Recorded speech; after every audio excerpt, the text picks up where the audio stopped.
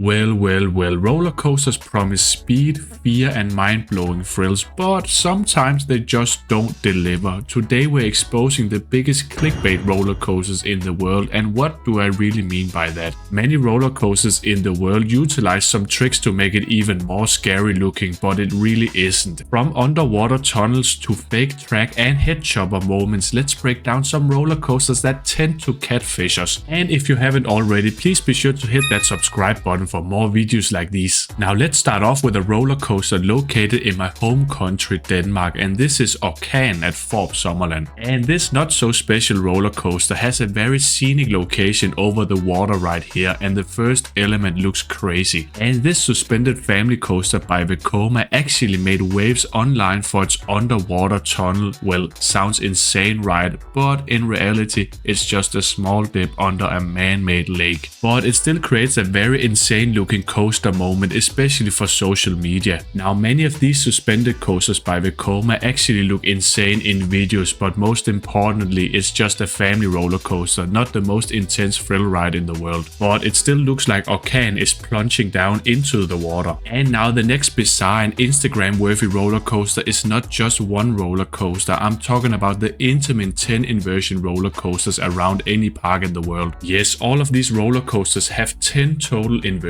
Double digits sounds like chaos. Well, the Intamin 10 inversion coaster model is basically just a glorified loop marathon. The inversions are repetitive, but okay, the pacing is alright and there's barely any airtime. No. But most importantly, these rides look insane in videos, especially the quad hardline roll in the end. When you look through it with the lens, it just looks mesmerizing. And most riders say that these coasters feel more like a gymnastic routine than a thrill ride. Well, next up we got a pretty interesting roller coaster from all the way over in Japan called the Vanish Coaster at Yokohama Cosmo World. And surprise, another Instagram worthy roller coaster that disappears into the water yet again. The Vanish Coaster went viral for plunging into this water splash zone, and where does it really go then? Big plot twist right here, there's no real interaction with the water at all, it's just a fake tunnel with a splash effect added. Cool visual but total theme park trickery right here. Now the next roller coasters we're going to talk about might be one of the most scary looking roller coaster models in the world. I'm talking about the Mauer Ride Skyloop model at different parks around the world again.